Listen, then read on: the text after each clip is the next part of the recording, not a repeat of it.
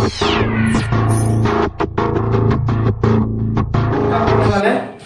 हम लोग physical properties of the halo alkanes and halo alkanes पढ़ने वाले हैं। उनमें सबसे पहला जो हम लोग को पढ़ना है वो क्या पढ़ना है? Boiling points. क्या पढ़ना है? Boiling points. तो देखिए क्या होता है, जैसे जैसे कार्बन चेन बढ़ेगी, जैसे जैसे कार्बन चेन बढ़ेगी, और कार्बन चेन बढ़ने का क्या मतलब है कि मॉलिक्यूलर मास बढ़ेगा, मॉलिक्यूलर मास बढ़ेगा। लेकिन कार्बन चेन जो बढ़नी चाहिए वो स्ट्रेट में बढ़नी चाहिए, सीधी कार्बन चेन बढ़नी चाहिए। तो जैसे जैसे कार्बन चेन बढ़ेगी मॉलिक्यूलर मास बढ़ेगा, और मॉलिक्यूलर मास बढ़ेगा तो बॉइलिंग पॉइंट क्या हो जाएगा? बढ़ जाएगा। बॉइलिंग पॉइंट क्या हो जाएगा?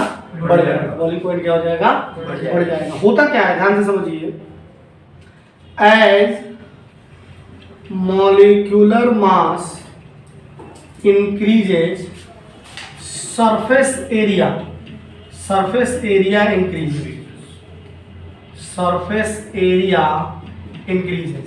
देखिए यहाँ पे इसका सरफेस एरिया कुछ ये है, यहाँ पे और बड़ा हो गया, यहाँ पर और बड़ा हो गया, और यहाँ पर और बड़ा हो गया।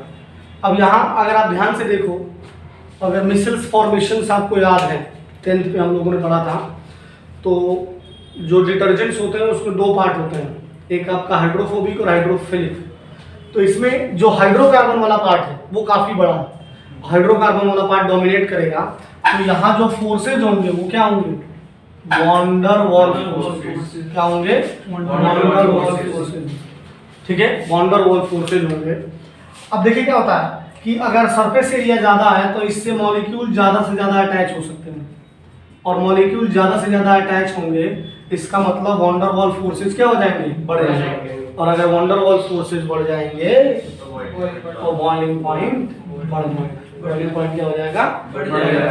तो यहाँ से कंक्लूजन ये निकलता है कि boiling point is directly proportional to molecular mass, directly proportional to. अगर आपने ध्यान दिया हो तो यहाँ मैंने हैलोजेंस को नहीं चेंज किया, हैलोजन सेम है। तो जैसे मान लो कोई और एक मॉलिक्यूल ले लो, जैसे मान लो कि आप CHCl3 ले लेते हो, CHBr3 ले लेते हो, और CHI3 ले सकते हो, तो बॉइलिंग पॉइंट किसका ज़्यादा होगा? जिसका मॉलिक्यूलर मास ज़्यादा होगा, क्योंकि I का मॉलिक्यूलर मास क्या होगा? ज़्यादा होगा। लेकिन अगर इसी में आइसोमराइजेशन हो जाए, जैसे मान लीजिए कि हम लोग ये एक मॉलिक्यूल ले रहे हैं, इसके आइसोमर्स बन जाए, स्ट्रक्चरल आइसोमर्स। स्ट्रक्चरल आइसोमर में इसके स्ट्रक्चर कुछ ऐसे बदलेंगे, 1 2 3 4 5 कार्बन, 4 और 5 ये बन सकता है, और ये भी बन सकता है। ध्यान देगा, 1 2 3 4 5 ये भी बन सकता है। अब देखो जैसे जैसे कार्बन चेन ब्रांचेज बढ़ेंगी, यहाँ पर देखो ब्रांचेज बढ़ रही हैं, ये आइसो हो गया, ये नियो हो गया, यहाँ पर ब्रांचेज बढ़ रही हैं। तो ब्रांचेज जब बढ़ेंगी तो इनका फोल्डिंग आसान हो जाता है, इनको आसानी से फोल्ड कर सकते हैं, और जब फोल्ड आसानी से करेंगे तो सरफेस एरिया क्या हो जाएगा? सरफेस एरिया क्या हो जाएगा? और सरफेस एरिया कम हो जाएगा तो बॉइलिंग पॉइंट क्या हो जाएगा? कम हो जाएगा। बॉइलिंग पॉइंट क्या हो जाएगा? कम हो जाएगा। तो एज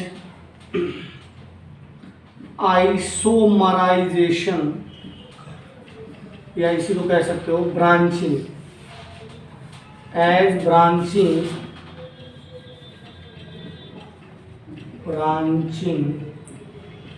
occur, वो सरफेस एरिया डिक्रीजेज और वंडर वॉल फोर्सेज, VWF का मतलब वंडर वॉल फोर्सेज डिक्रीजेज, और अगर वंडर वॉल फोर्सेज डिक्रीज हो जाएंगे तो बॉइलिंग पॉइंट क्या हो जाएगा? बॉइलिंग पॉइंट क्या हो जाएगा? डिक्रीज हो जाएगा। तो अगर मैं फाइनली कंक्लूड करता हूँ, ज़्यादातर हाइड्रोकार्बन में ये बात सही है, अगर हाइड्रोजन बॉन्डिंग की बात नहीं करते हैं, अगर फंक्शनल ग्रुप सेम रहेगा तो फोर्सेज वॉन डर वॉल ही डोमिनेट करते हैं, क्योंकि पूरे चेन में जो आपके कार्बन वाले कंपाउंड, कार्बन वाला जो कार्बन और हाइड्रोजन वाला पार्ट है वो डोमिनेट कर रहा है, जो कि मैं बात कर रहा था डिटर्जेंट की। ठीक है, तो boiling point is directly proportional to molecular mass या मोलर मास, और इनवर्सली प्रोपोर्शनल टू ब्रांचिंग या isomerisation, inversely proportional to branching या आइसोमराइजेशन। ठीक है।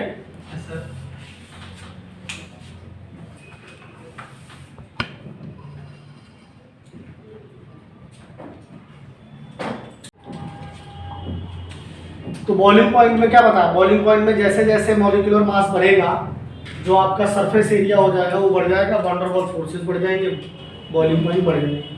अगर ब्रांचिंग हो रही है, आइसोमराइजेशन हो रहा है, तो सरफेस एरिया घट जाएगा और वैन डेर वाल्स फोर्सेस घट जाएंगे, जिसकी वजह से बॉइलिंग पॉइंट घट जाएगी।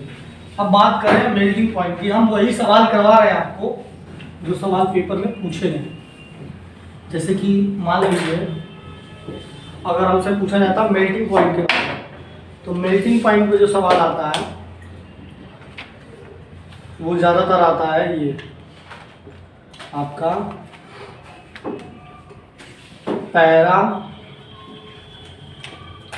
पैरा डाइक्लोरो बेंजीन, आपका ऑर्थो, और आपका क्या होता है फिर मेटा, आपका होता है फिर मेटा। अब इसमें देखो क्या होता है, पेपर में सिर्फ ये क्वेश्चन पूछा जाएगा आपको कि जो पैरा आइसोमर्स होते हैं उनका बॉइलिंग पॉइंट हाई क्यों होता है। नॉर्मली जब ऑर्थो और मेटा में देखोगे तो इनका मेल्टिंग पॉइंट ऑलमोस्ट सेम है, बॉइलिंग पॉइंट नहीं, मेल्टिंग पॉइंट। जो पैरा आइसोमर्स होते हैं उनका मेल्टिंग पॉइंट हाई क्यों होता है, इससे पहले मैं 50 बार बता चुका हूँ ये बात कि इनका मेल्टिंग पॉइंट हाई क्यों होता है। इन दोनों में बहुत ज़्यादा डिफरेंस नहीं है, लेकिन बहुत ज़्यादा डाटा पे चले जाए तो ये इसका थोड़ा ज़्यादा होता है, इसका थोड़ा कम होता है। लेकिन क्वेश्चन ये पूछा जाता है कि जो पैरा आइसोमर है has high melting point, if this is assertion, तो रीजन क्या होगा, ड्यू टू सिमेट्री, जो इसका लैटिस होगा, लैटिस इज वेल पैक्ड, और जब लैटिस जो होगा वेल पैक्ड होगा तो इसको मेल्ट करना क्या होगा, मुश्किल होगा। तो जो पैरा आइसोमर्स होते हैं इसकी नेमिंग क्या होगी, 1,4 दैट इज 1,4 डाइक्लोरो बेंजीन, 1,4, ठीक है। देखिए नेक्स्ट जो हम लोग को पढ़ना है, अभी तक नीट या जेईई में डेंसिटी पे क्वेश्चन नहीं आता था, लेकिन इतना फ्रीक्वेंट जो है आपके क्वेश्चन पूछे जा रहे हैं, और जैसे जेईई मेंस है वो एक साल में 10 बार एग्जाम ही हो रहा है, तो इतने सारे क्वेश्चन बनेंगे कैसे, तो कुछ पूछ रहे हैं। कोई अगर आपसे जेईई और नीट के लिए कह दे कि ये इंपॉर्टेंट है तो वो आपको बना रहा है, सीधी सी बात है। तो जेईई और नीट में कोई इंपॉर्टेंट बता ही नहीं सकता है, इतना ज़्यादा इवॉल्व हो गया है पेपर। और क्योंकि मेंस तो देखो इवॉल्व हो गया है, और नीट में तुम्हारे पास ऑप्शन ही नहीं, तुम इंपॉर्टेंट पढ़ के जा रहे हो तो कर ही क्यों रहे होते हैं, क्योंकि वहाँ पे अगर तुम्हें गवर्नमेंट कॉलेज चाहिए तो तुम्हें अप टू मार्क होना पड़ेगा। तो डेंसिटी पे सवाल नीट में आया है और जेईई मेंस में भी आया है। डेंसिटी क्या होता है, as number of carbon atom increases and number of halogen atoms increases, और ये भी कह सकते हो molecular mass increases, density increase, density क्या हो जाएगी, इंक्रीज हो जाएगी। जैसे कि अगर एग्जांपल ले लेते हैं हम लोग, मान लो CH3 CH2 CH2I CH3 CH2 CH2 Br और CH3 CH2 CH2 Cl।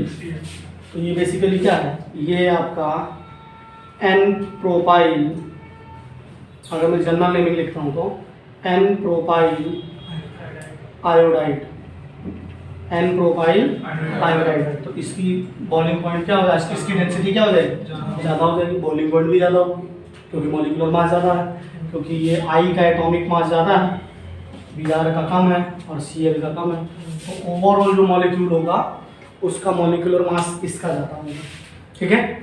जैसे कि अगर हम बात करते हैं कार्बन टेट्राक्लोराइड CCl4, बात करते हैं क्लोरोफॉर्म तो जानते ही होगे तुम लोग, एनेस्थीसिया के लिए यूज किया जाता है।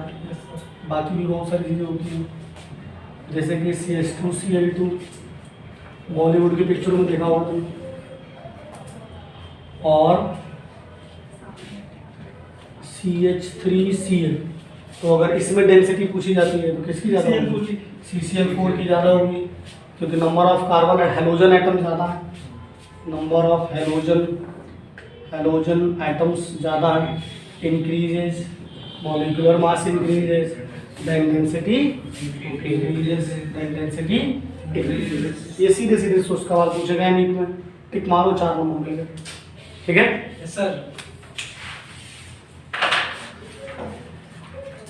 नेक्स्ट टॉपिक जो हम लोग को पढ़ना है वो पढ़ना है सॉल्युबिलिटी। अगर हम बात करें वाटर में सॉल्युबिलिटी के लिए, तो वाटर एक पोलर सॉल्वेंट है और कहा जाता है कि पोलर में सॉल्युबल होता है, like dissolves in like. Solubility, एक जैसे विचारधारा के लोगों के बीच में रिश्ते बनते हैं, ऐसा कहा जाता है। ठीक है, लेकिन अगर हम बात करें RX की, एल्काइल हैलाइड की अगर बात करते हैं, तो एल्काइल हैलाइड को देखोगे X के ऊपर पार्शियल नेगेटिव, क्योंकि इलेक्ट्रोनेगेटिविटी इसकी ज़्यादा होगी कार्बन से, क्योंकि इधर तो कार्बन होगा, इसके ऊपर पार्शियल पॉजिटिव। तो ये जो बॉन्ड होगा वो क्या होगा? पोलर होगा। बॉन्ड क्या होगा? पोलर होगा। तो अगर पोलर बॉन्ड है, इसका मतलब क्या होना चाहिए? वाटर के साथ इसे सॉल्युबल होना चाहिए, लेकिन नहीं होता। लेकिन नहीं होता क्योंकि वाटर के साथ सॉल्युबिलिटी, वाटर के साथ सॉल्युबिलिटी के लिए जरूरी क्या है? Hydrogen bonding. हाइड्रोजन बॉन्डिंग, अगर आप हाइड्रोजन बॉन्डिंग वाटर से नहीं बना रहे हो तो आप सॉल्युबल नहीं हो, अगर आप कोवलेंट कंपाउंड हो तो। क्यों? और हाइड्रोजन बॉन्डिंग आपको पता होना चाहिए कि फ्लोरीन, ऑक्सीजन और नाइट्रोजन फॉन हाइड्रोजन के साथ जो बॉन्ड बनाते हैं उसे हम लोग क्या कहते हैं? केमिकल बॉन्डिंग पे डिटेल में पढ़ेंगे हम लोग। ठीक है, तो क्या होता है, इसमें कुछ ऐसे लिखा जाएगा, since alkyl halides are polar but immiscible with water due to absence of hydrogen bonding. Absence of hydrogen bonding, ये क्वेश्चन आपके पेपर में कई बार आ चुका है कि जो एल्काइल हैलाइड्स हैं वो पोलर तो हैं लेकिन वाटर के साथ हाइड्रोजन बॉन्डिंग नहीं बना पाते हैं, इसीलिए सॉल्युबल नहीं, इसीलिए सॉल्युबल नहीं है। देखिए, जो अगला टॉपिक हम लोग को पढ़ना है वो पढ़ना है बेसिकली कि बॉन्ड लेंथ की। अगर मैं बात करता हूँ बॉन्ड लेंथ या बॉन्ड डिसोसिएशन एंथैल्पी क्या है, या फिर अगर हम लोग बात करते हैं डाइपोल मोमेंट की। डाइपोल मोमेंट एक बहुत इंपॉर्टेंट टॉपिक है जो कि पेपर में बहुत पूछा जाता है। तो जैसे कि मान लो अगर हम साइज की बात करते हैं, साइज ऑफ एटम, तो अगर हम फ्लोरीन, क्लोरीन, ब्रोमीन और आयोडीन की बात करें तो साइज किसका ज़्यादा होगा? आयोडीन का, क्योंकि एक ही ग्रुप के एलिमेंट हैं। ये सारे के सारे ग्रुप 17 हैलोजन्स हैं, फ्लोरीन, क्लोरीन, ब्रोमीन और आयोडीन। ऊपर से नीचे जाने पर एटॉमिक साइज बढ़ता है। क्यों बढ़ता है? क्योंकि एक्स्ट्रा सेल के ऐड होने से इफेक्टिव न्यूक्लियर चार्ज घट जाता है। अगर न्यूक्लियस का इलेक्ट्रॉन पे प्यार घटेगा तो साइज क्या हो जाएगा? दूरियां बढ़ जाएंगी, साइज की बात है। तो ये एटॉमिक साइज हुआ। तो अगर मैं बॉन्ड लेंथ की बात करता हूँ तो बॉन्ड लेंथ की अगर बात करूँ RF, RCl, RBr और RI, तो बॉन्ड लेंथ किसकी ज़्यादा होगी? RI की ज़्यादा होगी क्योंकि इसका साइज ज़्यादा है। और अगर बॉन्ड लेंथ की बात करा तो फिर बात करते हैं बॉन्ड डिसोसिएशन एनर्जी या एंथैल्पी, या इसी को लोग कहते हैं बॉन्ड एंथैल्पी।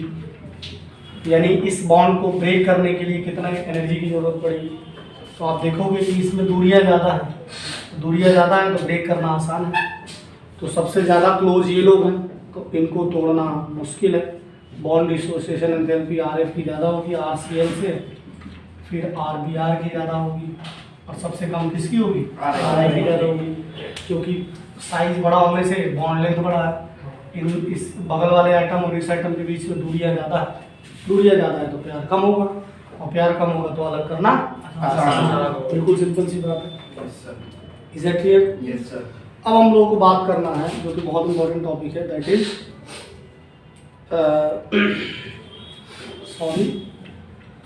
Dipole moment. बात करना है डाइपोल मोमेंट की।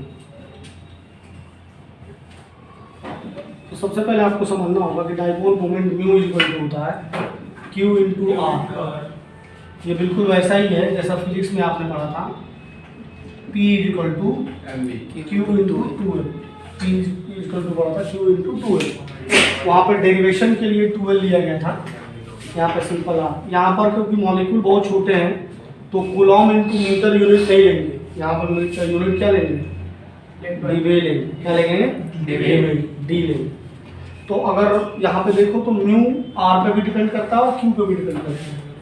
अगर मैं सिंपल तरीके से बात करता हूँ CH3F, CH3Cl, CH3Br और CH3I की, तो जब आप देखोगे तो सिंपल तरीके से अगर साइज को देखें तो इसका साइज कम है, और इसमें ये भी देखना पड़ेगा ना कि क्यू चार्ज कितना जनरेट हो रहा है। तो इलेक्ट्रोनेगेटिविटी फ्लोरीन की ज़्यादा होगी, तो डाइपोल मोमेंट का जो ज़्यादा होगा वो ये होना चाहिए ज़्यादा, ये एक ऑर्डर होना चाहिए। लेकिन डाइपोल मोमेंट का ऑर्डर ये नहीं होता। डाइपोल मोमेंट का ऑर्डर क्या होता है, CL का ज़्यादा होता है। ये पेपर में आपको क्वेश्चन पूछा गया, F का कम होता है। जब सारे फैक्टर्स को देखोगे आप और सारे फैक्टर्स को नलीफाई करने के बाद जब ऑर्डर को बनाया जाएगा तो सबसे ज़्यादा CL का ज़्यादा होगा। देखिए क्या होता है कि किसी भी कॉन्सेप्ट को समझने के लिए बहुत सारे फैक्टर्स रिस्पॉन्सिबल होते हैं, लेकिन उन सारे फैक्टर्स को ओवरकम करने के बाद जो रिजल्ट आता है उसकी हम बात करें। ठीक है, कई बार आपको लगेगा कि फ्लोरीन की ज़्यादा होनी चाहिए, कई लोगों को लगेगा साइज तो सर इसका बड़ा है तो दूरियां इसमें ज़्यादा है तो इसका ज़्यादा होना चाहिए, लेकिन ओवरऑल जब सारी चीज़ों को नलीफाई करेंगे तो ज़्यादा क्लोरीन का होगा, फिर फ्लोरीन का होगा, फिर ब्रोमीन का होगा, और फिर किसका होगा, आयोडीन का। फिर किसका होगा, आयोडीन का।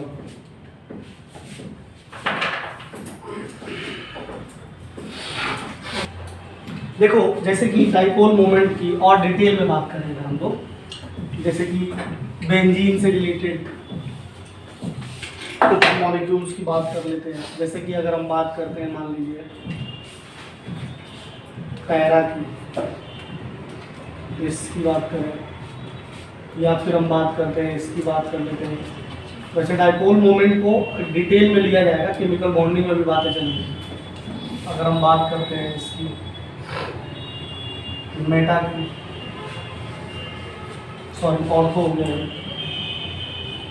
और ये हो गया आपका मेटा, दिस इज मेटा। तो अगर आप इसे ध्यान दो तो हमेशा this is carbon and this is chlorine, तो आपको पता है डाइपोल मोमेंट एक वेक्टर क्वांटिटी है। तो यहाँ पर हम लोग वेक्टर का यूज करते हैं और वेक्टर का यूज करके पता लगा सकते हैं कि डाइपोल मोमेंट, और डाइपोल मोमेंट क्या होगा, जीरो होगा कि नहीं होगा। जैसे कि अब इसकी बात करो तो कार्बन और क्लोरीन में किसकी इलेक्ट्रोनेगेटिविटी ज़्यादा है, क्लोरीन की ज़्यादा है, तो जो एरो लगेगा वो क्लोरीन की साइड लगेगा।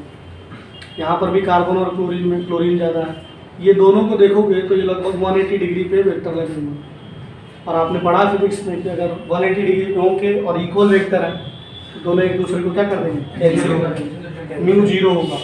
और जब म्यू जीरो होता है तो नॉन पोलर मॉलिक्यूल होता है। क्या होता है, नॉन पोलर मॉलिक्यूल। इसी तरीके से अगर यहाँ पर वेक्टर्स बनाओगे तो कार्बन और क्लोरीन में क्लोरीन की इलेक्ट्रोनेगेटिविटी ज़्यादा है, और इनको आगे ले जाके बढ़ाओगे तो 120 डिग्री पे 3 इक्वल वेक्टर जुड़े हैं।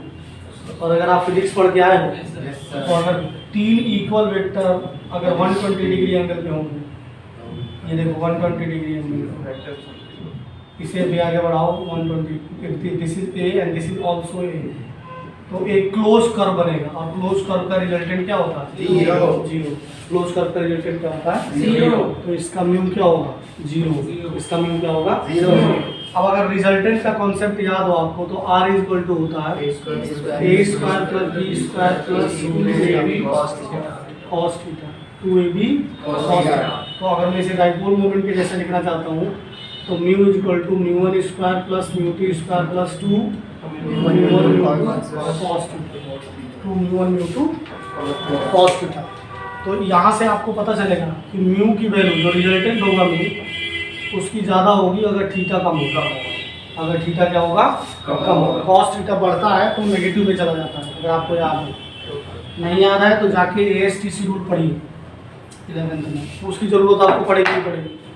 अब देखिए इसमें इसका ज़्यादा इसका ज़्यादा, लेकिन अगर मैं इसको मिलाता हूँ और यहाँ पर एंगल थीटा मान लेता हूँ, ये आपका वेक्टर बन गया, ये आपका वेक्टर बन गया। इसको मिलाता हूँ और यहाँ पर क्या लेता हूँ? थीटा 2 लेता हूँ। तो आपको दिख रहा है कि थीटा 1 छोटा है किससे? थीटा 2 से। तो जाहिर सी बात है μ1 बड़ा होगा μ1 बड़ा होगा। तो डाइपोल मोमेंट जो होगा इसका ज़्यादा होगा, फिर इसका कम होगा। इसका क्या होगा? कम। Is that clear? Yes sir.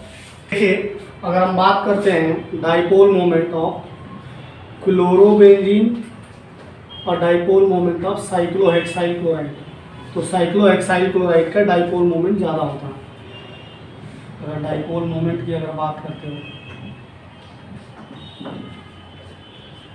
Moment ज़्यादा होगा, यानी साइक्लोहेक्साइल क्लोराइड ज़्यादा पोलर होगा। इसका रीजन ये है, एक तो रीजन ये है कि रेजोनेंस की वजह से यहाँ पर क्या हो जाएगा? पार्शियल डबल बॉन्ड कैरेक्टर हो जाएगा। Due to resonance CCl bond has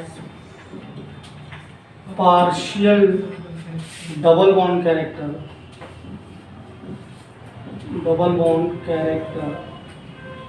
और पार्शियल डबल बॉन्ड कैरेक्टर होगा तो क्या हो जाएगी? बॉन्ड लेंथ घट जाएगी, बॉन्ड लेंथ डिक्रीज हो जाएगी। और अगर बॉन्ड लेंथ डिक्रीज हो रही है, मतलब R डिक्रीज हो रहा है, तो डाइपोल मोमेंट क्या हो जाएगा? डाइपोल मोमेंट क्या हो जाएगा? डिक्रीज हो जाएगा। दूसरा पॉइंट, और वैसे भी क्या होता है, जो आपके सिंगल बॉन्ड होते हैं वो ज़्यादा लॉन्गर होते हैं डबल बॉन्ड से, ठीक है, और अगर ट्रिपल बॉन्ड। फिर यहाँ पर बात करोगे, डिटेल में लेना पड़ेगा इसे, sp3 हाइब्रिडाइजेशन और यहाँ पर है sp2 हाइब्रिडाइजेशन। sp3 हाइब्रिडाइजेशन और sp2 हाइब्रिडाइजेशन की अगर मैं बात करूँ तो सेकेंड रीजन में जब आप देखोगे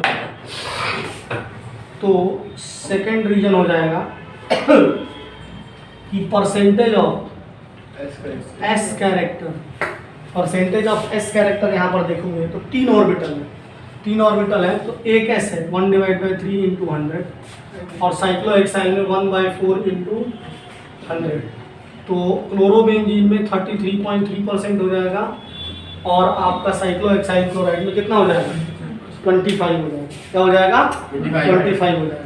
तो इस 25 के होने की, ये जो 33% है, 33% की वजह से जो ये कार्बन होगा इसकी इलेक्ट्रोनेगेटिविटी ज़्यादा होगी। इसकी इलेक्ट्रोनेगेटिविटी क्या हो जाएगी? ज़्यादा हो जाएगी, और इसकी इलेक्ट्रोनेगेटिविटी कम होगी, जिसकी वजह से जो ये बीच के चार्जेस हैं वो पहले केवल क्लोरीन के साइड जा रहा था, ऐसा नहीं होगा जैसे इसमें है, क्योंकि क्लोरीन ज़्यादा इलेक्ट्रोनेगेटिव है तो क्लोरीन के साइड शिफ्टेड है। इसमें क्या होगा? कार्बन भी पार्टिसिपेट करेगा, और जब कार्बन पार्टिसिपेट करने लगेगा तो जो ये डाइपोल बन रहे हैं इनके ऊपर चार्ज उतना ज़्यादा नहीं आएगा जितना कि आना चाहिए।